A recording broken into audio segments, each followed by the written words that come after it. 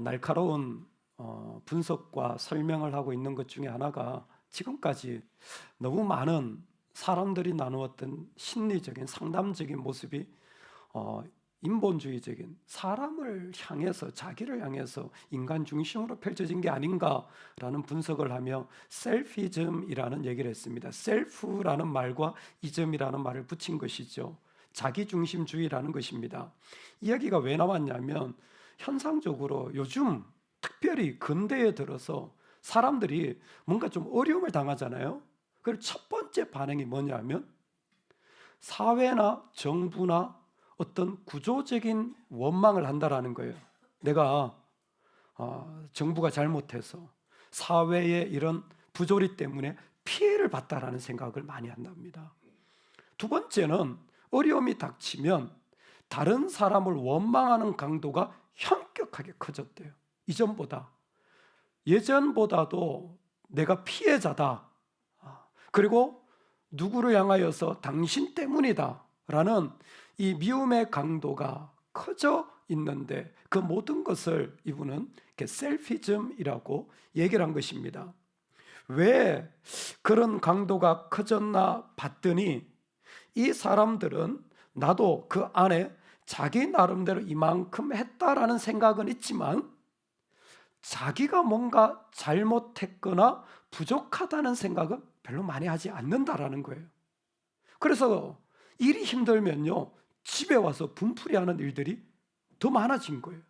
내가 이렇게 힘들게 일했는데 그럴 수가 있느냐는, 그런 어떤 일들이 더 많아져서 그게 자식 탓이 되고요, 배우자 탓이 되어지고, 심지어 내가 세금을 냈는데 이런 어떤 정부에 대한 원망도 더 많아지는 것이 왜 그러냐면, 자기를 돌아보고 자기가 뭔가 잘못했다라는 생각은 거의 하지 않는다라는 거예요. 다 누구 때문이라는 생각을 하게 된다라는 겁니다. 그러면 그분이 이런 얘기를 했어요. self-serving bias. 이게 뭐냐면, 자기를 섬기는 편견이다. 내가 뭔가 좋아야 되는데 내가 좋아 보이지 않으면 그는 금방 다 끊어버린다라는, 금방 등을 돌리고 나도 싫어, 나도 안 할 거야, 내가 뭐하러 그렇게 사람도 끊어버리고 관계도 끊어버리는 일들이, 그리고 그 일에 화를 내는 일들이 더 많아졌다라는 거예요. 그러면서 폴 비츠 교수가 하는 이야기가 뭐냐면, 사실은 사람이 살아가면서 이 땅에 마음이 좀 상해야 된다라는 거예요. 우리는 마음이 상하는 것을 너무나 보호하는 시대를 살아가고 있다는 거예요. 좀 마음이 상해가지고 자기가 뭘 잘못했는지, 무엇이 문제가 있는지를 좀 깨닫고 경험해야 되는데, 그 전에 마음이 상한다 싶으면 부모들은 자식을 다 둘러싸서 보호하고, 자신이 뭔가 마음이 상한다 싶으면 다 끊어버려서 단절시켜서 그런 자리에 가고 싶지 않고, 그런 사람과 만나고 싶지도 않은 그런 일들을 경험한다라는 거예요. 사실은 여러분, 가정이라는 곳이 있잖아요. 마음껏 마음이 상할 수 있는 곳입니다. 왜? 울타리가 되어주니까. 내가 아무리 마음이 상해도요, 가정은, 건강한 가정은 그것을 받아주는 거예요. 똑같은 원리로 그는 가정이 무너진 것 때문이라고 말하면서 동시에 교회도 무너졌기 때문이라는 거예요. 왜? 교회는요, 마음이 상하는 곳이 돼야 돼요. 마음이 상할지어다. 교회는 마음이 상하는 곳이 돼야 된다는 거예요.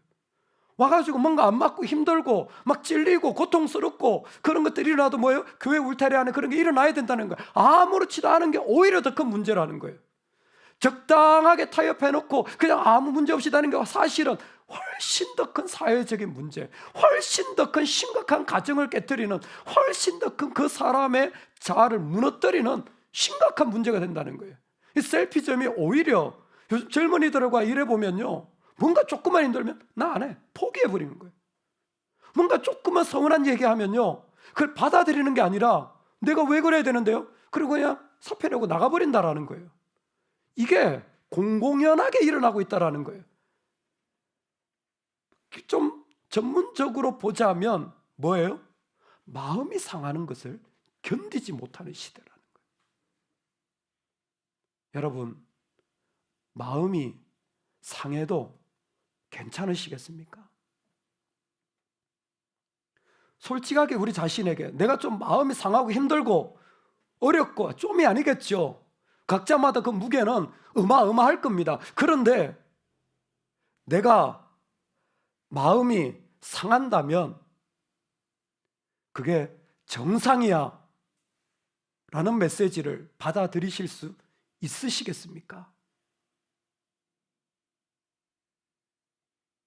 나로 말미암아 너희를 욕하고 박해하고 거짓으로 너희를 거슬러 모든 악한 말을 할 때에는 너희에게 복이 있나니.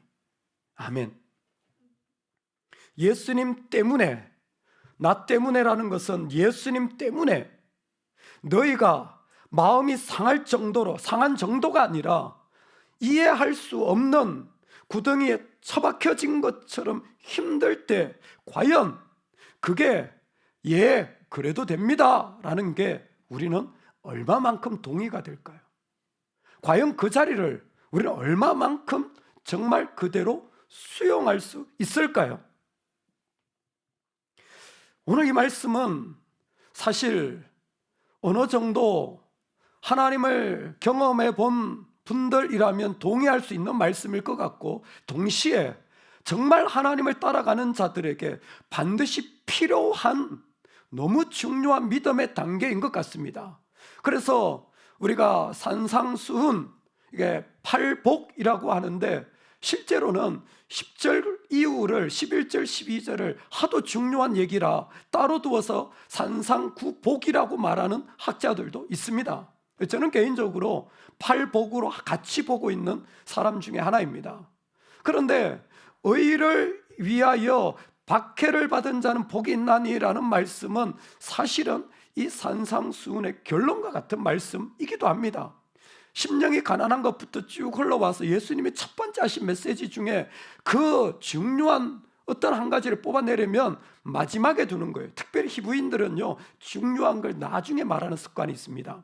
그런 어떤 전통 것들이 같이 섞여서 마지막에 주님은 제일 중요한 의를 위하여 그래서 나로 말미암아라는 말과 10절에 의를 위하여 핍박을 받는다는 말은 같은 말이에요. 그러므로 예수님 때문에 마음이 상한다라는 게 어떤 의미인지는 10절을 통하여 우리는 조금 더 구체적으로 이해할 수 있을 것입니다. 팔복 중에 의라는 말은 네 번째 복에도 나옵니다. 의에 줄이고 목마른 자라고 나오죠. 이때 의는요, 내가 단순히 믿는 믿음이기도 하지만 동시에 하나님이 나를 위하여 하여 주시는 어떤 구원의 행위를 의미하기도 합니다. 즉 내가 간절히 뭘 기도하냐면 하나님 나를 좀 살려주세요, 하나님 나를 좀 건져주세요, 이런 마음을 가지는 자들이 복이 있다라는 거예요. 그 마음에 하나님이 행하실 것을 믿고 그 하나님이 나를 건져주실 것을 소망하는 자들이 뭐예요? 정말 귀한 자들이라는 거예요. 그게 4절의 말씀입니다. 그들은 그 가운데서 하나님이 채워주시는 것으로 반드시 배부를 거예요. 그런데 4절에서 10절로 가면 차이가 있습니다. 4절에서는 하나님이 우리를 살려주십니다. 하나님 건져주세요. 근데 10절로 가면 여기에 의를 위하여 핍박을 받는다라는 것은 그 하나님과 관계 속에서 조금 더 구체화된 거예요. 여러분 신앙생활이 딱 이와 같습니다. 처음엔요 하나님이 날 건져주시고 살려주시는 은혜가 있어요. 그러다 보면 어느 순간요 내가 하나님 앞에 섬기고 싶고 하나님 위해 살고 싶고 뭔가 하나님 나한테 말씀하시고 하나님 나한테 도전하시고 하나님과 직접적인 관계가 맺어지는 구체화된 시간이 있어요. 그게 의를 위하여. 하나님 나한테 요구하시는 거예요. 하나님 나한테 감동 주시는 거예요. 부르시는 겁니다. 그때 우리 마음이 뭐예요? 뜨거워지고 내가 순종해야지, 이건 내가 몫으로 감당해야지, 이거 나한테 주시는 거구나라는 마음이 들어요. 이런 구체적인 일들이 하나님과 나 사이에 딱 맺어진 거예요. 그 순간에 마음이 상하기 시작합니다. 하나님과 내가 뭔가 내가 결단한 거, 오늘 예배해야지, 내가 섬겨야지, 내가 사랑해야지, 전화해야지, 내가 뭔가 그 사람 위해서 내가 좀 더 베풀어 드려야지, 그렇게 사랑하고 그렇게 하고 막 나아가는데 뭐예요? 마음이 상하는 거예요. 그런데 뭐라고요? 그게 정상이라는 겁니다. 그게 정상이라는. 내가 하나님 앞에 나아가려고 하는데 그 나아가는 자리가 우리에게 어떻게 다가오냐면 나를 올가매고 무거운 짐으로 나를 누르는 것 같은 삶의 자리가 되어진 것입니다. 왜 이런 일들이 일어나고, 아니 나는 이렇게 하나님 앞에 원하시는 일들을 잘 하려고 했는데 왜 내 마음이 상하는 일들이 일어나는 겁니까? 왜요? 우리는 하나님과 묶여져 있기 때문에, 우리는 예수님과 묶여져 있기 때문에. 베드로는 이 부분을 힘들고 고난받는 자들에게 믿음을 설명해 주며 베드로전서에 구체적으로 얘기합니다. 베드로 공동체가 오이코스 공동체라 그랬죠. 세상은 명예와 돈과 각자의 모습이 있지만 뭐예요? 가족적인, 가족의 학대된 모습으로 예수 그리스도로 말미암아 하나 됐잖아요. 그런데 이들은 그것이 그냥 구원 공동체로 끝난 것이 아니라 그들이 핍박받는 이유는 뭐냐면 그들의 독특한 생활 방식, 그들이 가지고 있는 가치관 때문이에요. 베드로전서에는 그들이 가지고 있는 그런 자신들이 구원받은 자들이, 믿는 자들이 살아가는 그 방식을 구체적으로 4가지로 딱 설명해 주고 있습니다. 너무너무 중요한 믿는 자들이 이 땅을 살아가는 삶의 4가지 방식입니다. 그 첫 번째가 무엇이냐면, 우리는요 나이가 다르고 문화가 다르고 인종이 다르고 가지고 있는 견해가 다르고 입장이 달라도 예수 그리스도의 피로 택함 받은 공동체라는 거예요. 다 달라도 한 가지, 예수 그리스도의 피로 택함 받은 공동체라는 거예요. 할렐루야. 여러분, 그래 달라도 괜찮아요. 달라도 괜찮아요. 동의 안 해줘도 괜찮아요. 그래도 하나 될 수 있는 데가 어디예요? 교회입니다. 왜? 피로, 주님의 피로 택함을 받았기 때문에. 두 번째, 우리는 이 땅 가운데서 어떤 다른 사람들과 달리 모든 사람을 하나님께로, 우리의 목적 자체가 무엇이냐면 이 땅에 있는 모든 사람들이 하나님께로 돌아오게 하는 제사장적 공동체라는 거예요. 모든 사람들이 주님께 돌아오는 게 우리의 목적입니다. 그리고 이 땅 가운데 있지만 이 땅의 지배를 받지 않고 하나님 나라의 지배를 받고 이 땅 가운데 있지만 하나님의 거룩함 속에 살아가는 거룩한 공동체라는 거예요. 동시에 성령으로 말미암아 하나님이 원하시는 것을 무엇이라도 순종하게 되는 하나님의 소유된 백성이라는 겁니다. 베드로는 이 4가지를 구체적으로 얘기해요. 이 4가지를 구체적으로 얘기하면서 너희는 그러므로 이 땅에 있으면서 뭐예요? 그리스도의 고난에 참여하는 자로다. 내가 지금 이 어려움을 당하는 이유가 뭐냐면 내가 주님과 묶여져 있기 때문에 그래요. 내가 예수님과 같이 있기 때문에. 예수님과 같이 있는데 왜 내가 고난? 예수님이 고난 당하셨기 때문에. 우리보다 크신 분이 주님이신데 주님도 고난을 받으셨다면 나도 고난을 당하는 것이 당연하지 않겠습니까? 내가 진짜 주님을 믿는다면, 주님을 닮아간다면, 그분이 십자가를 지셨는데 나도 십자가를 지는 것이 마땅하지 않겠습니까? 그래서 베드로는 우리는요 그리스도의 고난에 참여하는 자예요. 손을 넣은 자라는 거예요. 그때 주님은 네가 나의 자녀구나. 그 참여함을 통하여서 우리는 그 주님과 묶여져 있기 때문에 주님이 이 땅에 당하신 어려움과 아픔을 그대로 이 땅 가운데 당하는 거예요.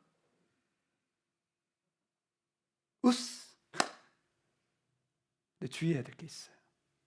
오늘 말씀에 참 놀랐습니다. 우리가 언제 복이 있냐면 주님 때문에 마음이 상하면요 그게 참 복이에요.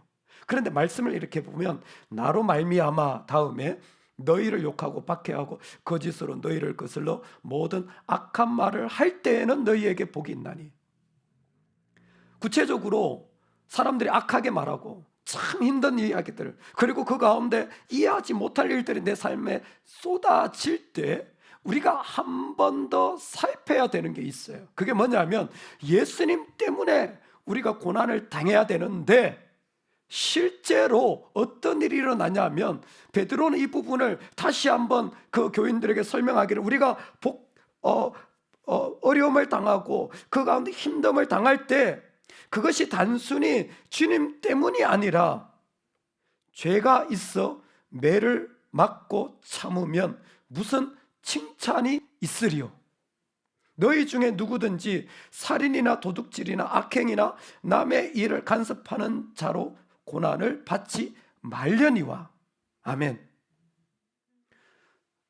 사실은 게라하르트 마이어의 고백처럼 이 부분은 주님이 너의 잘못, 너의 악함 때문에 받는 어려움은 나의 이름 때문에 받는 것이라고 말해서는 안 된다라는 거예요.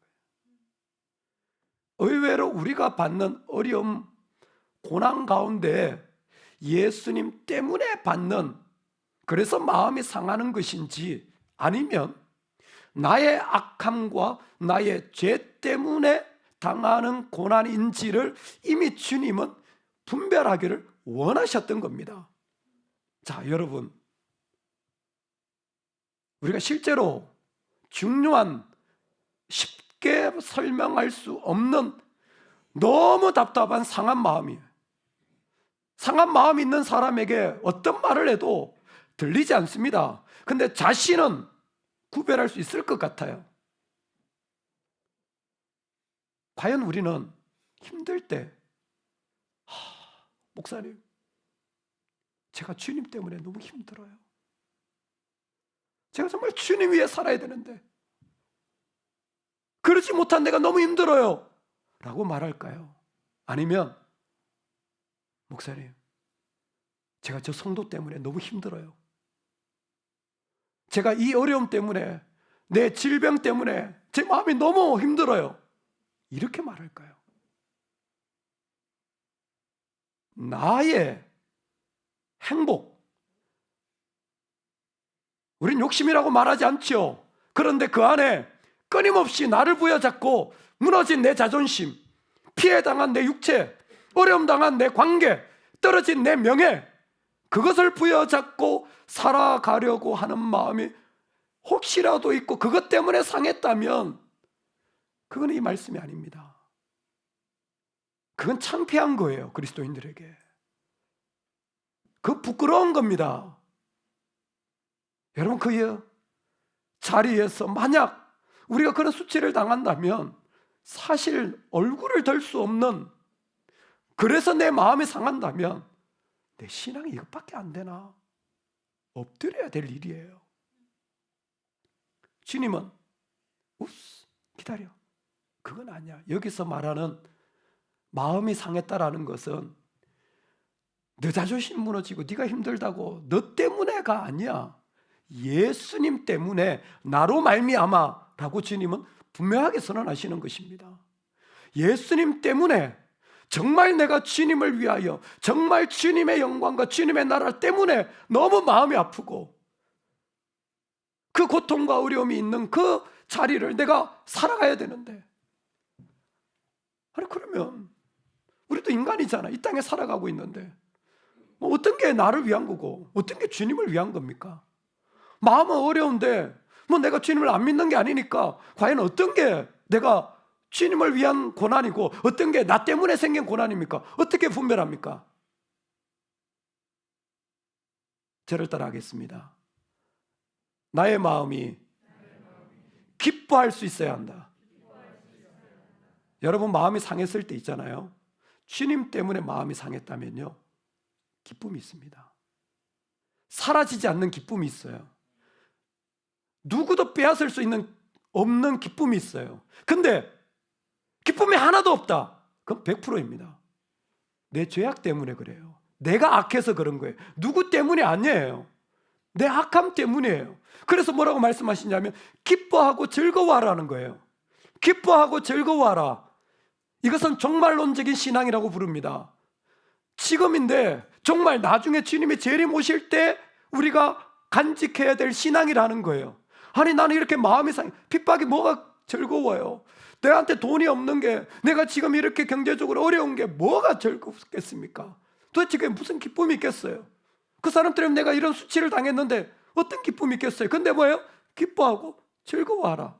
네가 정말 예수님 때문에 그런 자리에 선다면 우리는 기뻐할 수 있습니다.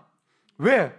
마지막에 주님이 우리를 기쁨과 즐거움의 자리에 세우실 것이기 때문입니다.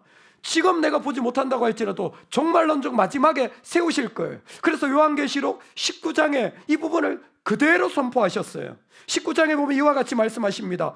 우리 하나님 곧 전능하신 이가 통치하시도다. 우리가 즐거워하고 크게 기뻐하며 그에게 영광을 돌리세요. 어린 양 되신 분이 이 땅에 바벨론의 권세를 다 무너뜨립니다. 세상의 권세를 이기십니다. 이 땅의 악의 권세를 완전히 무찌를 줄로 믿습니다. 그때에 너희들은 크게 기뻐하고 즐거워할 것이라. 바로 이 말씀이 기뻐하고 즐거워하라. 근데 뭐예요? 종말에 완전히 무너뜨릴 거니까 즐거워하는 거예요. 아니 나는 지금 이런데요. 그래서 뭐예요? 설명드렸죠? 끝까지 가는 방법이 무엇이냐면 엿가락처럼 쭉 내 믿음을 늘어뜨리는 거예요. 믿음을 늘어뜨리는 거예요. 여러분 엿을요 이렇게 좀 녹여가지고 이렇게 하면 당겨지잖아요.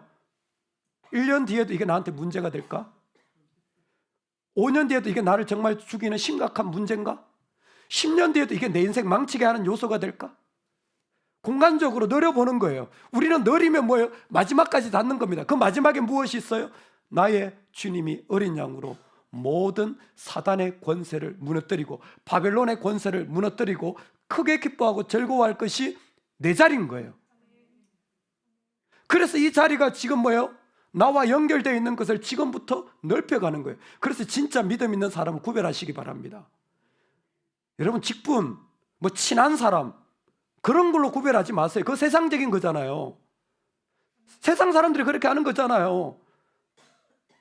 믿음의 사람들은 뭐예요? 그 사람의 믿음의 넓이를 보세요.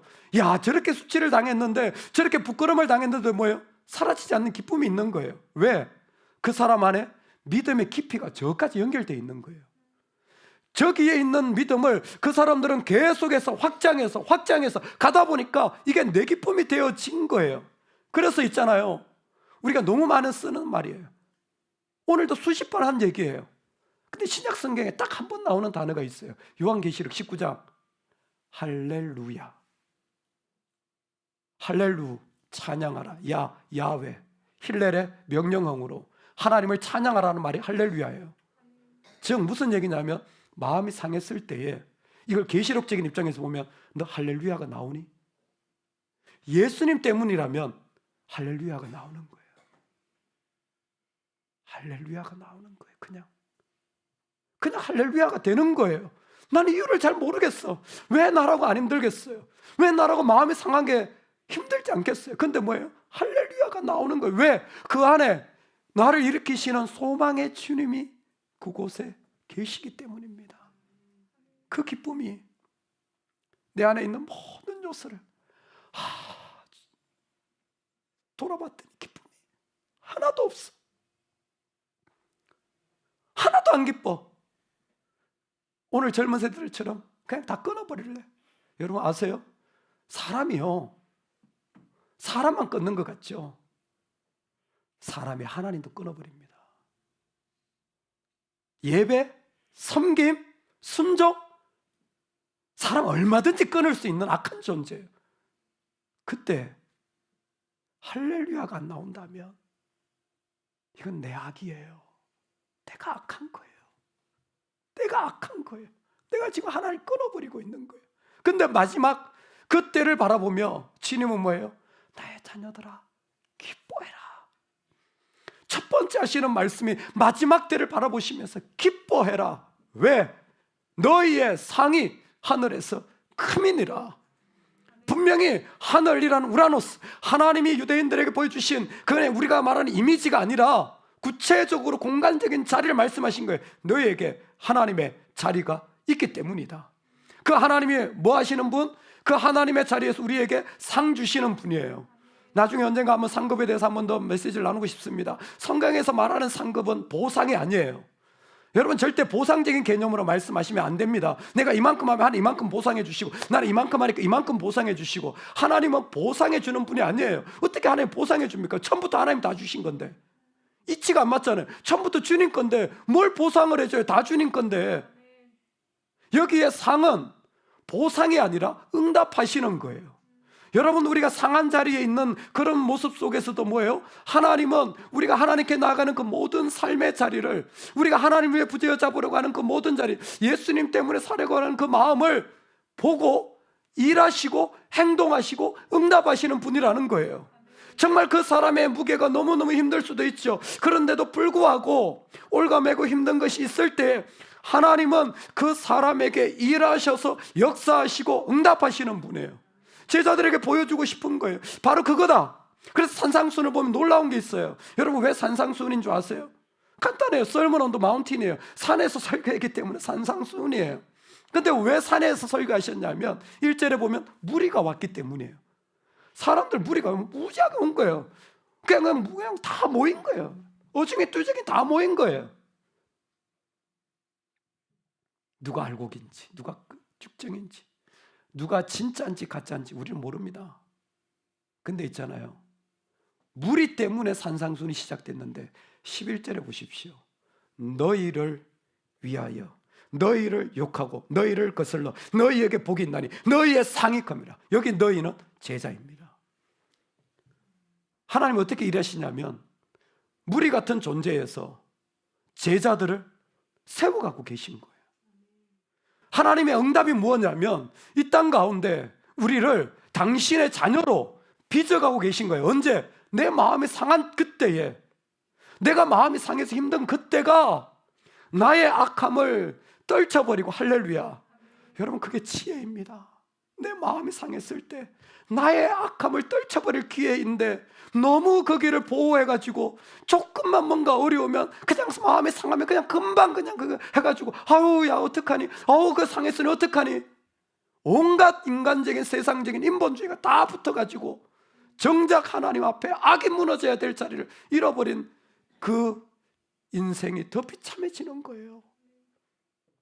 하나님은 지금 우리를 제자로 세워가고 계시는 거예요. 진짜 주님의 백성으로 만들어가고 계셨던 겁니다. 그래서 의를 위하여 핍박받는 자가 복이 있는 거예요. 그 속에서 하나님은 우리에게 응답하셔서 절대로 빼앗길 수 없는 당신의 것들을 세워가시는 거예요. 그래서 루터가 그랬습니다. 우리의 재산이 빼앗겨질 수가 있고 우리의 명예가 더럽혀질 수가 있고 우리가 이 땅에서 몸이 죽어질 수도 있지만 그냥 둬라. 할렐루야. 그냥 둬라. 그거 뺏어가도 그들에게 하나도 이득이 되지 않는다. 그들이 이겨도 그들의 이득이 하나도 안 된다. 그냥 둬라. 대신에 너의 안에 있는 하나님의 나라는 빼앗겨서는 안 된다. 너에게 있는 하나님의 자리는 빼앗겨서는 안 된다. 다 가져가도 괜찮아요. 뭐 상하고 어렵고 안 갖다 붙여도 돼요. 그냥 주면 끝나잖아요. 그럼 뭘 이기려고 해요? 안 이겨도 괜찮은데. 근데 뭐예요? 내 하나님 빼앗길 수 없는 거예요. 내 하나님의 자리. 내가 하나님 앞에 나아갈 그 자리를 나는 누구한테도 빼앗길 수 없는, 사단이, 시험이, 상함이 무엇도 빼앗을 수 없는 그 자리로 세워가는 것이 하나님 우리 가운데 역사하고 계시는 거예요. 그러므로 사랑하는 여러분, 오늘 우리는 중요한 도전을 맞이하게 되었습니다. 우리가 참 많은 부분에 믿음의 백성으로 이 땅에서 최선을 다해 살아갑니다. 때로는 교회를 섬기고, 때로는 열방을 섬기고, 가정을 섬기고, 자녀를 섬기고, 우리가 필요한 곳에 얼마나 많이 애를 씁니까? 여러분, 또 하나 중요한 섬김의 자리를 배우시기 바랍니다. 저를 따라서 하겠습니다. 상함을 잘 섬겨야 한다.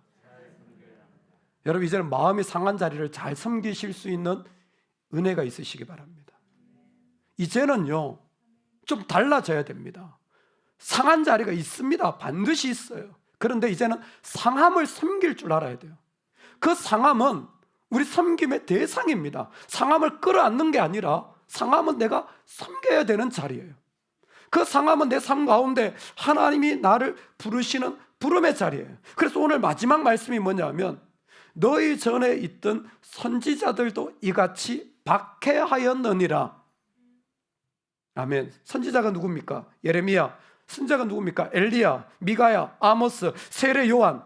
모든 선지자들도 이와 같은 어려움과 상함을 당한 것입니다. 왜? 그들은 예수 그리스도의 고난에, 하나님의 고난에 참여하는 부름을 받았기 때문입니다. 그러므로 이제 상함이 온다면 뭐예요? 그 자리는 내가 믿는 자라면 예수님의 고난에 참여하는 자리. 이제 상함이 온다면 그 자리는 예수님을 남길 자리입니다. 나한테 상함이 온다면, 내 자녀에게, 내 삶에, 내 육체에 상함이 온다면 그 자리는요, 내가 그 상함을 끌어안는 자리가 아니라 주님을 남길 자리예요. 그리스도의 고난에 참여하도록 부르심을 받은 자리라는 것입니다. 주님 우리를 그렇게 이 땅 가운데 세우신 거예요. 개인적으로 잊을 수 없는 이야기입니다. 한 성도님의 고백을 목사님께서 전해주셨는데, 이분이 병원 갔다가 돌아오는 길에 전철에서 옆에 앉은 한 아주머니에게 복음을 전한 거예요. 아주머니, 예수님 믿으세요? 우리 예수님에겐 기쁨이 있습니다. 예수님에겐 소망이 있습니다. 얘기를 하니까 옆에 있던 아주머니 얼굴이 좀 짜증난 얼굴로, 왜 이런 공적인 자리에서 전도를 하고 그래, 뭐 이런 거죠. 기분이 별로 안 좋은 거예요. 그래도 꼭 예수님 믿으시면 좋겠다고 간곡히 부탁을 하니까 짜증이 막 더 올라오는 거예요. 짜장면 더 올라오는 거예요. 근데 그때 복음을 전하는 분이 그렇게 얘기를 하신 거예요. 사실은 제가 지금 신촌 세브란스 병원에서 돌아오는 길인데 의사 선생님이 저한테 유방암 말기라고 진단을 하셨습니다. 암 말기라고 진단을 받은 거예요. 지금 돌아오는 길인 거예요, 병원에서. 근데 옆에 있는 분한테, 그래서 아주머니, 제가 꼭 아주머니께 드리고 싶은 말씀이, 갑자기 이분이 짜증보다는 뭐라고 말해야 될지 모르는 당황스러움이 있는 거죠. 꼭 예수님 믿으세요. 우리 주님에겐 기쁨이 있습니다.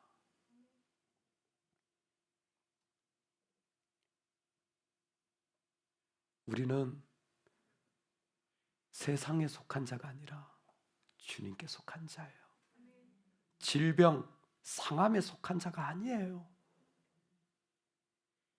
우리는 그곳에 있는 자가 아니라 주님께 속한 자예요.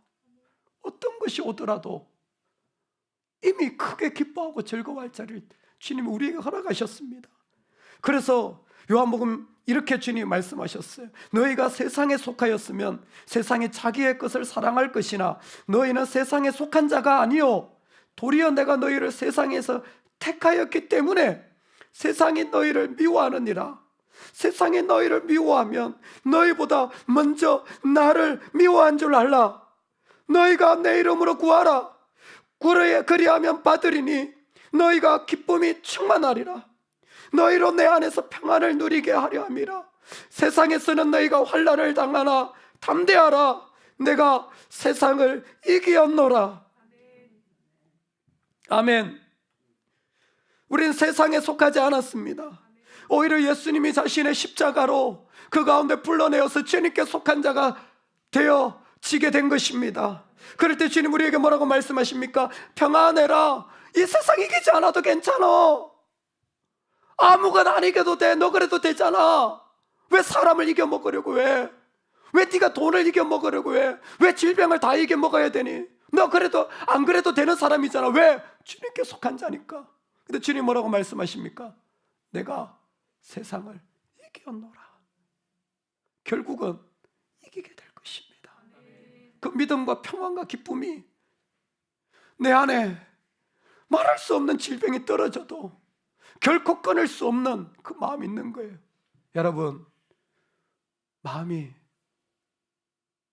상하시면 좋겠어요. 그냥 다니지 말고 고통하시면 좋겠어요. 그러면서 내가 얼마나 주님께 속하지 않은 자인지를 처절하게 보시면 좋겠습니다. 그런데 있잖아요, 그 자리는 반드시 이기는 자리입니다. 그 자리는 절대 슬픔이나 고통으로 끝나는 자리가 아니에요. 믿는 우리에게는 반드시 이기는 기쁨의 자리가 될 줄로 믿습니다. 그래서 우리는 그 기쁨을 가지고 세상으로 달려나가고 이 땅을 향하여 선포하는 백성이 되어집니다. 나는 주님께 속한 자라. 세상에 나를 향하여 어떻게 할 수 없도다. 할렐루야, 할렐루야. 오늘 우리 입술을 통하여 내 상한 마음의 자리에 그 높으신 주님을 향하여 할렐루야를 외칠 수 있는 이 복이 있기를 간절히 축원합니다. 아멘, 아멘, 아멘, 아멘. 하나님 아버지, 이 땅 누가 이 메시지